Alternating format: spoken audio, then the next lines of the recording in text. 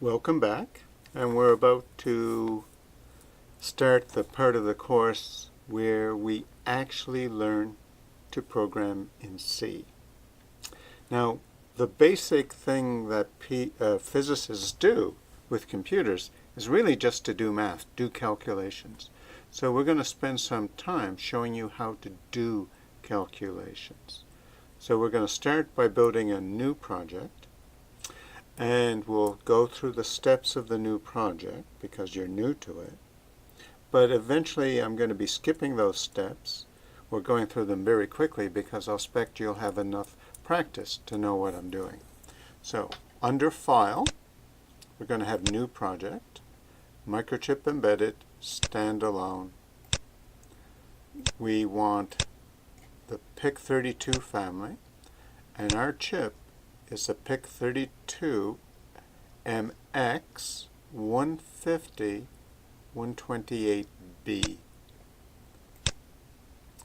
We're going to use the simulator. The simulator is a piece of software which is supposed to react to your code just as if it was on the microchip. Okay, so we'll do that now. And we need the compiler. And we're going to give this a name. We're going to call this Math. And we're going to finish.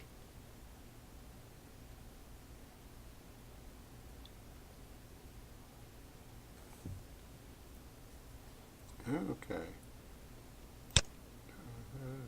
Don't know what that is. That was earlier. So now we have this project. Okay. We don't need the start page. We can get rid of it. So this is an empty project. There's nothing in here. There's no files to build. So what I'm going to do is I'm going to take this function basic math. I'm going to be giving you a whole bunch of files. And I'm going to copy it to math.x. Let's find math.x. Here we are. Paste. Okay. And we're going to add that source file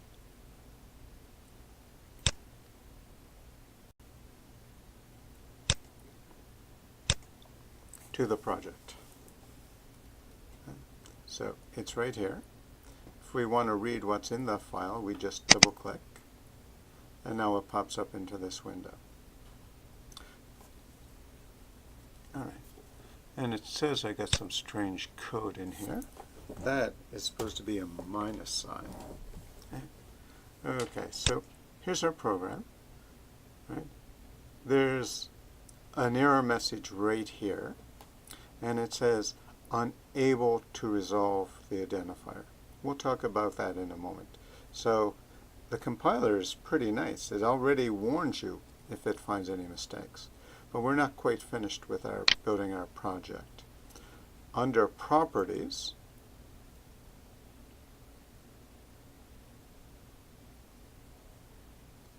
right, there's the property windows, a little bigger than we wanted.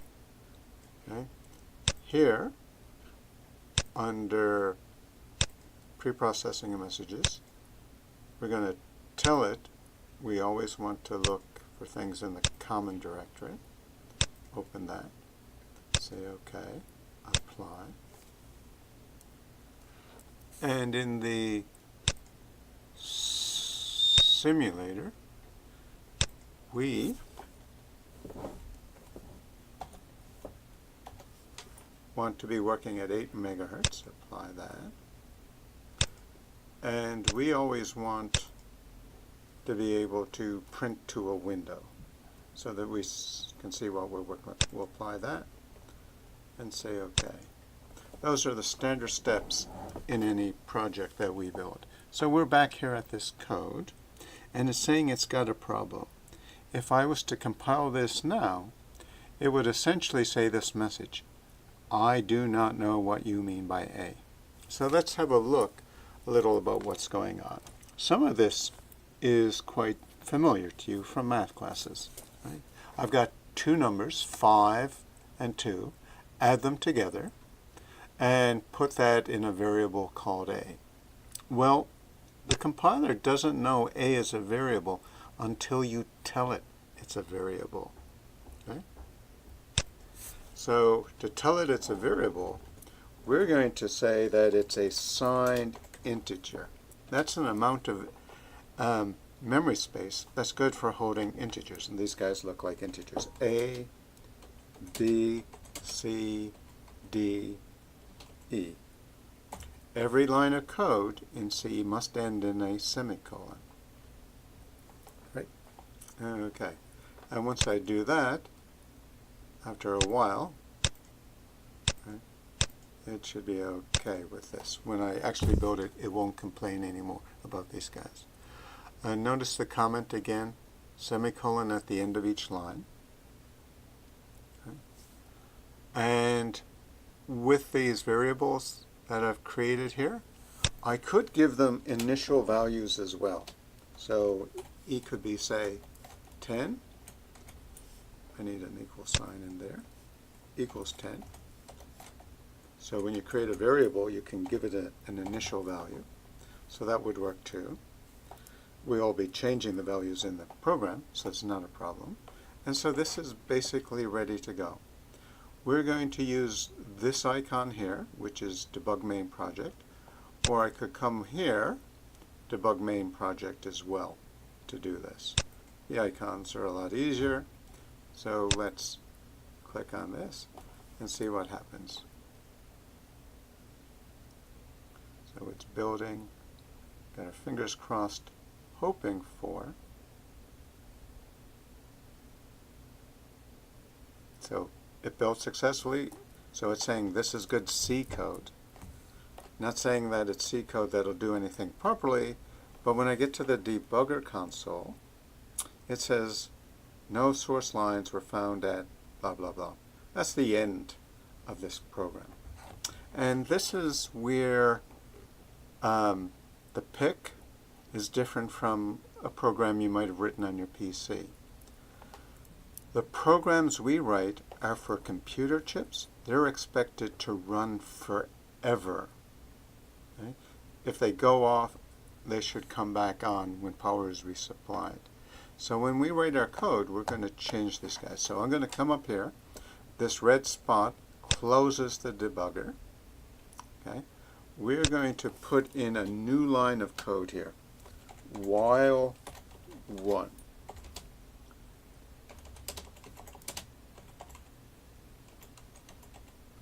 Okay? And right now it just means wait forever. While is a looping program, and it asks the question is what's inside equal to 1? And I put 1 inside, so this will be true forever. So just debugger console again. Let's run this program.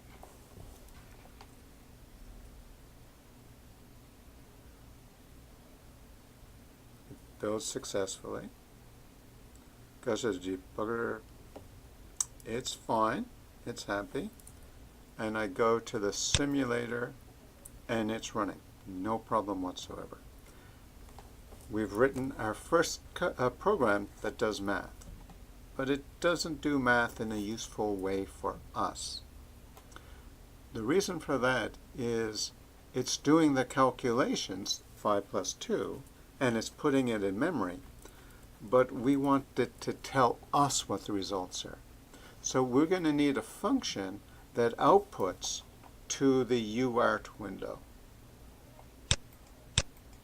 Okay, can't see it right here, right now, okay, because it hasn't been called.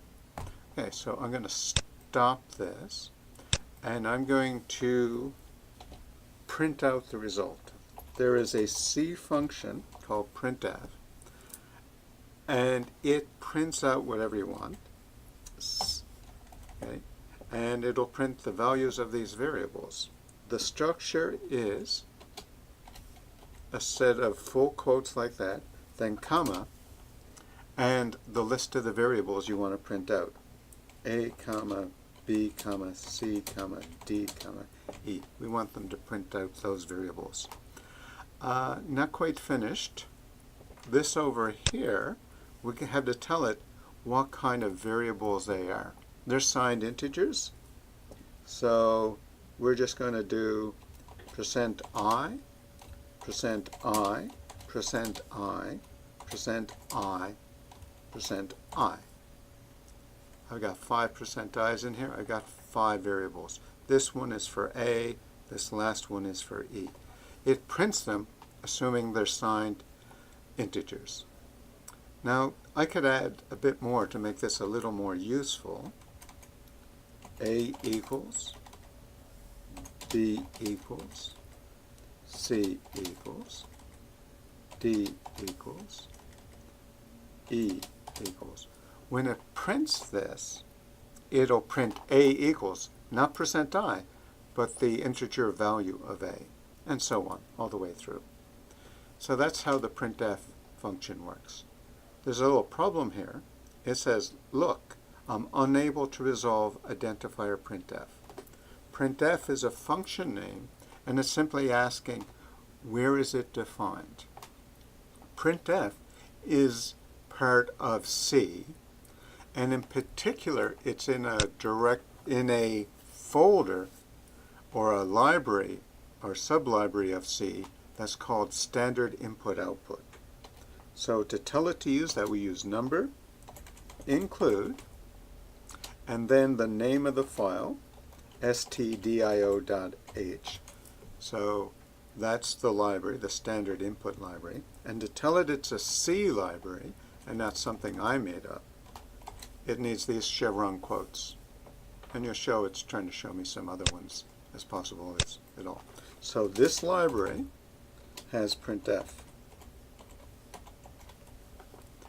Now when I debug, I should get something.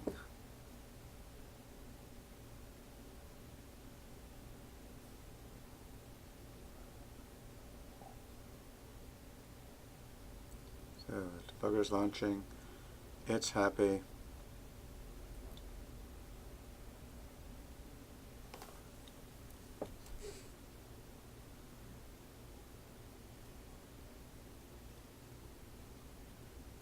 Let's go to the simulator, it's running.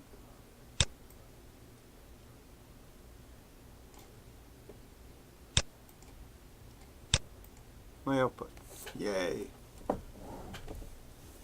The UR2 window was hidden. So it's printed out. A was 7, B was 3, C is 10, D is 2, E is 1. Right away, you might notice something strange, right? D equals 5 over 2 should be 2.5. But we've only given D room to be an assigned integer, a positive or negative integer. 2.5 isn't an integer, so it rounded it down to 2. It neglected the decimal part of that number. If I want to work with decimal numbers, I have to specify the variables as float, or I could use the word double, not deload, float, D, semicolon. Let's get rid of this here. And if I want to tell printf that D is a float, %f is the appropriate format specifier. So I'm going to stop this program. I'm going to clear this window because I don't want to get confused about what I've got. And when I run it again, I should get the correct value of D.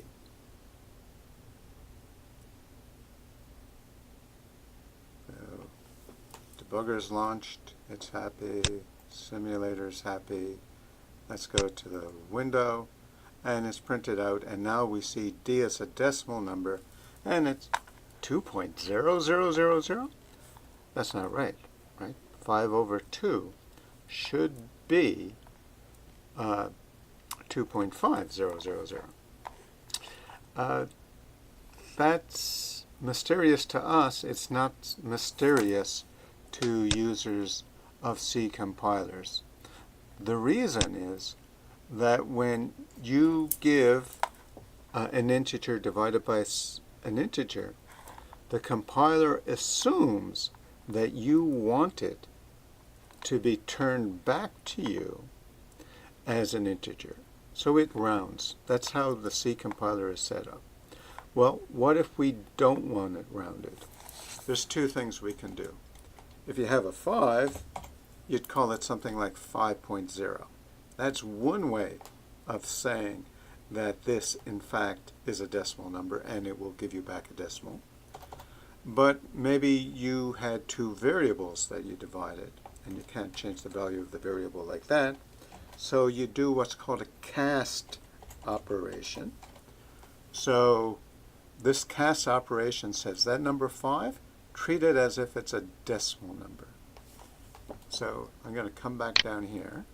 I'm going to clear this window. I'm going to debug the main project again. Right? Shouldn't be any error messages, so I'm going to go straight to the UR output window and wait to see what pops up. Back to the oh, and this time you see that D is now correct. Excellent. Okay. So I'm going to stop that. Basic math operations, right? Plus, minus, divide, right? If you ever divide two integers and you don't want to round it down to an integer, use this cast operation. Okay? And just want to talk a little bit about 5% 2. That's the modulus operator, right? This thing gives you the remainder of 5 divided by 2. 2 goes into 5 2 times with a remainder of 1. So down here you see that E equals 1. Okay? That's a useful little math operator that we don't use too much often on our calculators at all. Okay, and before I finish this, I just want to mention that this is simulating a computer chip, but this program would not work on a computer chip. On a computer chip, to output, you need a lot more information. So I'm going to show you the extra information you need that if we were actually programming this into a computer chip, we would use. So down here, we're going to type configure UART2. Okay? I got an extra T in there. I don't want configure UART2. And I have to tell it two numbers. The speed that the chip is acting at, which is 8 million, right? And the speed that I want it to communicate at. Right? I'm going to need that command. You'll notice that it says, I don't know what this function is. Well, this is a function I wrote for you to make it easier for you to use the microchip right away. And I have to tell it where everything is. Okay. I'm going to include the configure UART library that I wrote to give you. Now to tell it where it is, I use these double quotes. Okay. And those double quotes say it's in a directory, that it's one of my files, and that it's not a C file. There's one more file I want to include.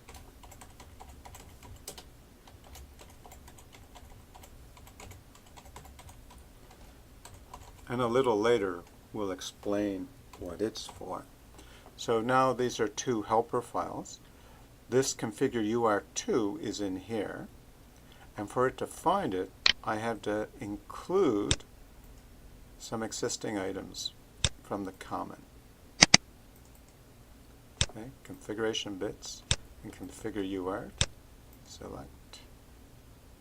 Okay, and I have to add the code for the C library. Select.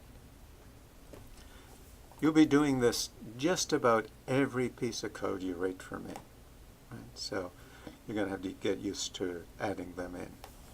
So in the debugger, when I run this, you shouldn't see anything too much different from what we did without this code. But this code is required when it's on the microchip.